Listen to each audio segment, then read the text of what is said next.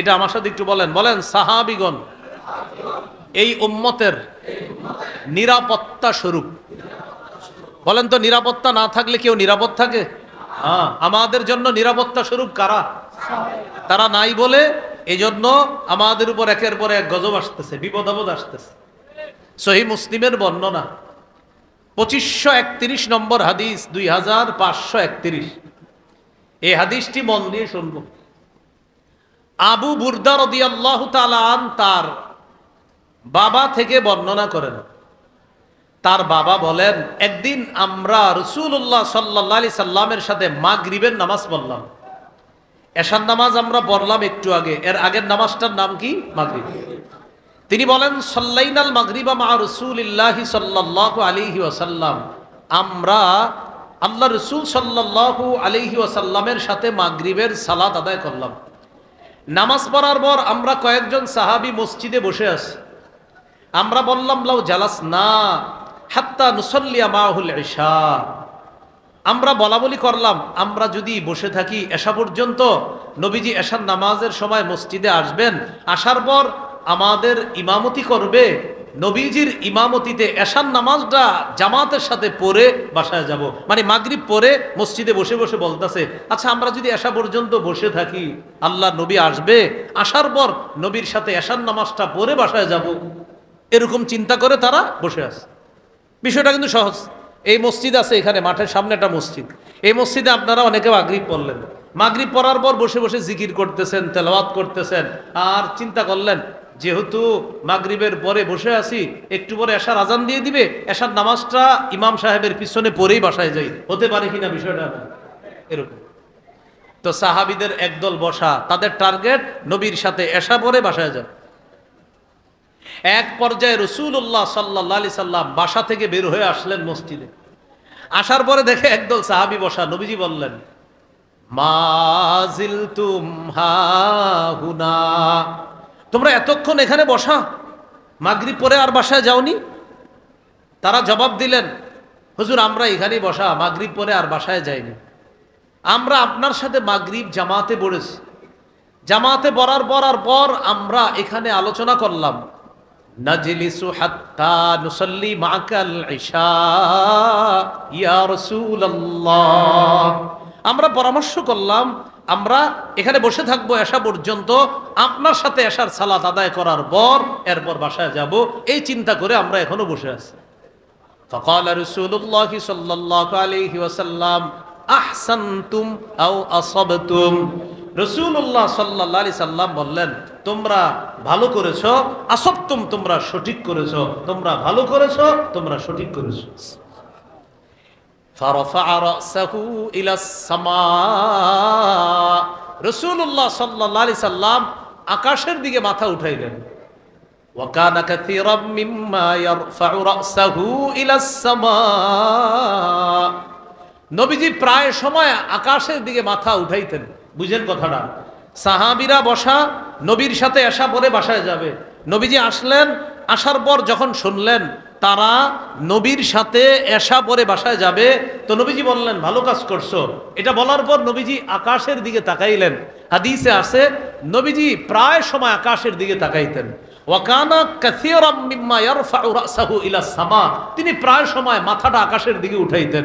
তো আকাশের দিকে উঠিয়ে বললেন, আন-নুজুমু আমানাতুন লিস-সামা, আকাশের দিকে মাথা উঠিয়ে বললেন নক্ষত্রগুলো আকাশের জন্য নিরাপত্তা স্বরূপ, নক্ষত্রগুলো আকাশের জন্য নিরাপত্তা স্বরূপ।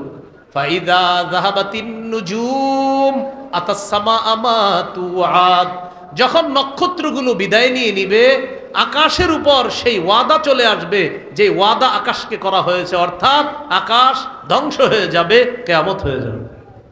বলেন তো আকাশে নিরাপত্তা কি? নক্ষত্র। এই নক্ষত্রগুলা যেদিন শেষ হয়ে যাবে, নবী বলেন আকাশও ধ্বংস হয়ে যাবে।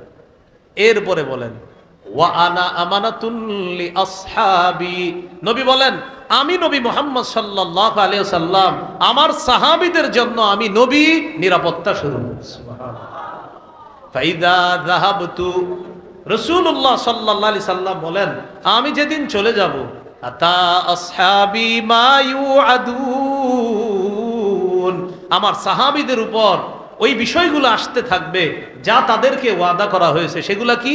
ফিতনা, ফাসাদ একের পরে এক আমার সাহাবীদের উপর আসতে থাকবে। ঠিকই আল্লাহ রাসূল বিদায় নেওয়ার পর সাহাবায়ে কেরামের কাছে একের পরে এক বিভিন্ন ফিতনা ধরা দিয়েছে। আবু বকর সিদ্দিক রাদিয়াল্লাহু তাআলা আনহুর জামানায় তো আপনার যাকাত না দেওয়ার এক ফিতনা মাথাচাড়া দিয়ে উঠেছিল। ওমর ফারুক রাদিয়াল্লাহু তাআলা আনহুর জামানায়ও ফিতনা মাথাচাড়া দিয়ে উঠেছে। ওসমান গনি রাদিয়াল্লাহু তাআলা আনহুর সময় তো আপনার ফিতনা ভয়ঙ্কর রূপ ধারণ করছে, আর আলী রাদিয়াল্লাহু তাআলা আনহুর সময়ও ফিতনা আরো ভয়ঙ্কর রূপ ধারণ করছে। কেন?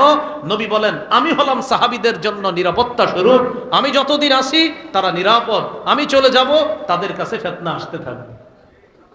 এরপর কি বলে দেখেন, ওয়া আসহাবি আমানাতুন লি উম্মতি, আমার সাহাবীরা আমার উম্মতের জন্য নিরাপত্তা স্বরূপ। তাহলে বলেন, আকাশের নিরাপত্তা নক্ষত্র, আকাশের নিরাপত্তা নক্ষত্র, সাহাবীদের নিরাপত্তা নবী, সুবহানাল্লাহ, সাহাবীদের নিরাপত্তা নবী, আমাদের নিরাপত্তা সাহাবী। আকাশের নক্ষত্র হলো নিরাপত্তা স্বরূপ, সাহাবীদের জন্য নিরাপত্তা হলো মুহাম্মদ সাল্লাল্লাহু আলাইহি সাল্লাম, সাহাবীরা হলো আমাদের জন্য নিরাপত্তা স্বরূপ। নবী বলেন, ফাইদা যাহাবা আসহাবি, আমার সাহাবীগণ যখন বিদায় নিবে, আতা উম্মতি মা ইউআদুন, আমার উম্মতের উপর একের পর এক বিপর্যয়, বালা, মুসিবত, ফিতনা আসতে থাকবে। এইভাবে ফিতনা আসতে আসতে এক সময় ছোট আলামত বড় আলামত প্রকাশ পেয়ে কিয়ামত ঘটে যাবে। এইভাবে আমার উম্মতেরও এই পৃথিবী থেকে বিলুপ্তি ঘটবে, তাদেরও বিদায় ঘটে যাবে। তাহলে আমাদের জন্য সাহাবায়ে কেরামকে নবী বললেন নিরাপত্তা স্বরূপ। পাঁচটি কথা আমরা শিখে ফেললাম।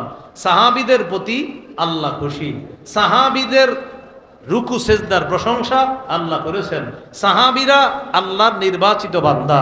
4 নাম্বার, সাহাবীরা গোটা জগতের শ্রেষ্ঠ উম্মত, আমরা হলাম উম্মতের মাঝে শ্রেষ্ঠ, আমাদের মধ্যে শ্রেষ্ঠ হলেন সাহাবায়ে কেরাম। 5 নাম্বার, সাহাবায়ে কেরাম এই উম্মতের জন্য কি স্বরূপ? নিরাপত্তা।